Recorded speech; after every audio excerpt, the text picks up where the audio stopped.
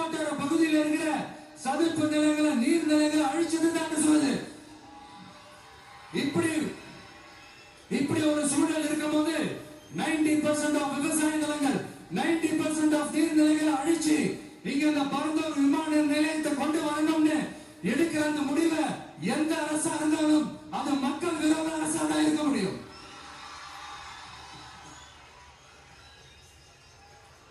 இப்ப சமீபத்துல நம்ம அரிட்டாப்பட்டி பகுதியில அந்த டங்ஸ்டன் சுரங்கம் அமைக்கிறதை எதிர்த்து தமிழ்நாடு அரசு ஒரு தீர்மானம் கொண்டு வந்தாங்க. அதை நான் மனப்பூர்வமாக வரவேற்கிறேன். ஆனா அதே நிலைப்பாட்டை தானே இங்க நம்ம பரந்தூர் பிரச்சனையில எடுக்கணும்.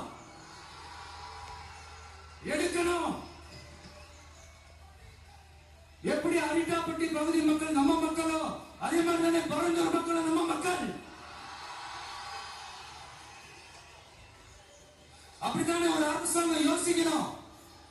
ஆனா அப்படி செய்யலையே. ஏன் செய்யல? ஏன்னா இந்த விமான நிலையத்தையும் தாண்டி இந்த திட்டத்தில் அவங்களுக்கு ஏதோ ஒரு லாபம் இருக்குது.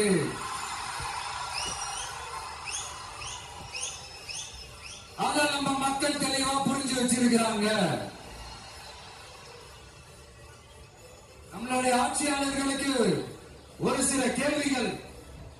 நீங்க எதிர்கட்சியா இருக்கும் போது 8 வழிச்சாலையை எதிர்த்தீங்க, அந்த காட்டுப்பள்ளி துறைமுகத்தை எடுத்தீங்க. அதே தானே இங்கேயும் அதே நிலைப்பாடு இங்கேயும் எடுக்கணும். அது எப்படி நீங்க எதிர்கட்சியா இருக்கும் போது விவசாயிகளுக்கு ஆதரவு, ஆளுங்கட்சியா இருக்கும் போது விவசாயிகளுக்கு எதிர்ப்பா? எனக்கு புரியலையே.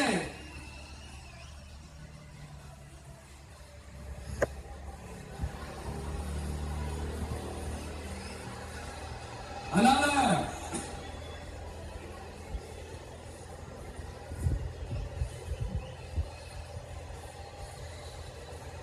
இனிமேலும் சொல்றேன்,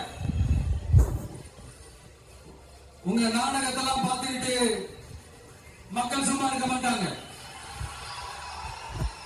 நீங்க உங்களோட வசதிக்காக அவங்களோட நிக்கிறதும் அவங்களோட நிக்காம இருக்கிறதும் நாடகம் ஆடுறதும் நாடகம் ஆடாம இருக்கிறதும் அது சரி.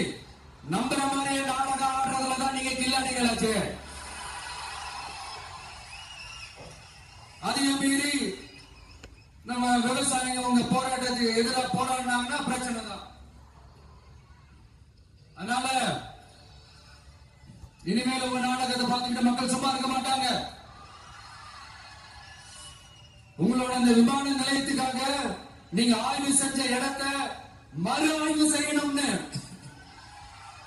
ஒன்றிய அரசுக்கும் மாநில அரசுக்கும் நான் கேட்டுக்கிறேன். விவசாய நிலங்கள் இல்லாத இந்த பாதிப்புகள் குறைவா இருக்கிற இடங்களா பார்த்து உங்களுடைய விமான நிலையத்தை கொண்டு வாங்க. வளர்ச்சி தான் மக்களை முன்னேற்றம். ஆனா இந்த வளர்ச்சின்ற பேர்ல நடக்கிற அழிவு மக்களை ரொம்பவே பாதிக்கும்.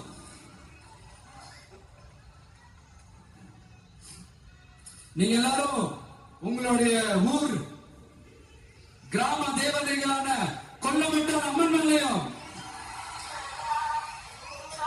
எல்லையம்மன் மேலையும் ரொம்பவே நம்பிக்கை வச்சிருக்கேன். நானும் தமிழக வெற்றி கழகத்தோட தோழர்களும்